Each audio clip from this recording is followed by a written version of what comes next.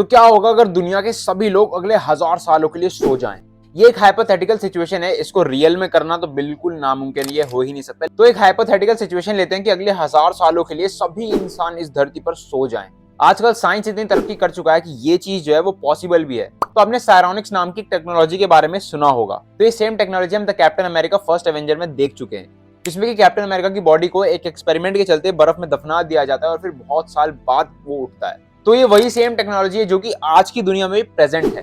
तो आप भी सायरोनिक्स नाम की टेक्नोलॉजी का इस्तेमाल कर सकते हो, लेकिन ये अभी इतनी ज्यादा वेल डेवलप्ड नहीं है। और अगर ये वेल डेवलप्ड हो भी जाएगी, उसके बाद भी इसका इस्तेमाल बहुत ही कम लोग कर पाएंगे, सिर्फ बिलियनर लोग इसका इस्तेमाल कर पाएंगे। तो टेक्नोलॉजी जब भी आएगी बहुत ही महंगी होगी। तो अब हम आते हैं अपने मेन टॉपिक पर कि अगर इस धरती के लोग अगले 1000 साल के लिए सो जाएं तो क्या होगा। तो सभी लोगों के सो जाने के 2-3 हफ्ते बाद लाइट नहीं रहेगी इस धरती पर, क्योंकि पूरी धरती का हर एक इंसान सो चुका है अगले 1000 सालों के लिए। तो उस लाइट को मेंटेन करने वाला कोई भी नहीं रहेगा। गाड़ियां एक जगह खड़ी होंगी, बाइक एक जगह खड़े होंगे, यानी कि सभी व्हीकल अपनी जगह खड़े होंगे। कुछ नहीं होगा, सिर्फ हवा की आवाजें आएंगी, चिड़िया, जानवर, इन सभी लोगों की आवाज आएगी, लेकिन इंसान नहीं होगा।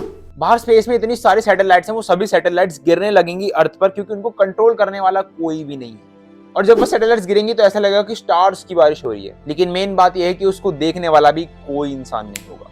हम लोग 1 महीने के लिए भी अपने घर से बाहर चले जाते हैं तो हमें कितने सारे मकड़ियों के जाले देखने को मिलते हैं अपने घरों के अंदर, कि पूरा घर एकदम गंदा हो जाता है। तो 1 साल बाद जो आपका घर जो है वो एकदम स्पाइडर हाउस बन जाएगा। मतलब इंसानों के 1 साल सोने के बाद ही आपका घर जो है वो पूरा बदल जाएगा अंदर से। और भूलना मत, इंसानों के उठने में अभी भी 999 साल बाकी है।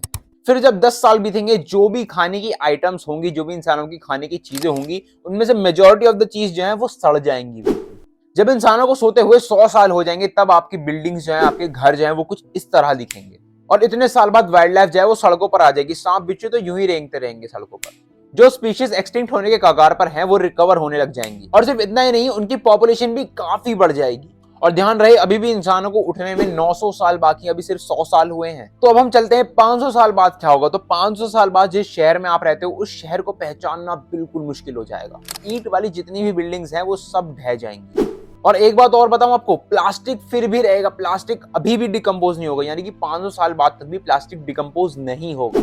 1000 साल बीत चुके हैं, 3023 आ चुका है, और सभी लोग जो कि सोए थे 2023 में, एक हाइपोथेटिकल सिचुएशन हमने सोची थी, वो अब सभी लोग जाग उठे हैं। तो अब वो लोग सबसे पहली चीजें क्या देखेंगे? तो 1000 साल बाद जब हम लोग उठेंगे तो हमें फाइनली देखने को मिलेगा कि प्लास्टिक जो है वो डिकम्पोज हो चुका है फाइनली। तो अगर आपके घरों के अंदर शहद होगा, अगर वो प्योर वाला शहद होगा, तो वो 1000 साल बाद भी एकदम ठीक रहेगा। लेकिन अगर शहद आपका मिलावट वाला है, तो वो शहद भी कुछ साल बाद ही खराब हो जाएगा। और यही सेम चीज वाइन के साथ, यानी कि दारू के साथ भी होगी। लेकिन आपको अब मैं एक डराने वाली बात बताता हूँ। तो आपको चेरनोबिल तो मालूम ही होगा कि चेरनोबिल के अंदर कितना बड़ा डिजास्टर हुआ था। वहां के पूरे इलाके में रेडिएशन ही रेडिएशन फैल गई थी। और डराने वाली बात तो यह है कि चेरनोबिल का जो एरिया है वो अगले 20,000 साल तक भी ठीक नहीं होगा। और इस रेडिएशन को आप कह सकते हो कि एक तरीके से ये धरती के ऊपर श्राप की तरह है, क्योंकि अगले 20,000 साल तक भी लोग वहां पर नहीं रह सकते। लेकिन मैं आपको बता दूं कि ये एक हाइपोथेटिकल सिचुएशन है, ऐसा होना पॉसिबल नहीं है, ये इम्पॉसिबल है। लेकिन हमने फिर भी ये सिचुएशन सोची कि अगर ऐसा होगा, हम सभी लोग 1000 साल के लिए सो जाएंगे, तो 1000 साल बाद जब हम लोग उठेंगे तो हमारी धरती कैसी होगी, हमें क्या क्या चेंजेस देखने को मिलेंगे।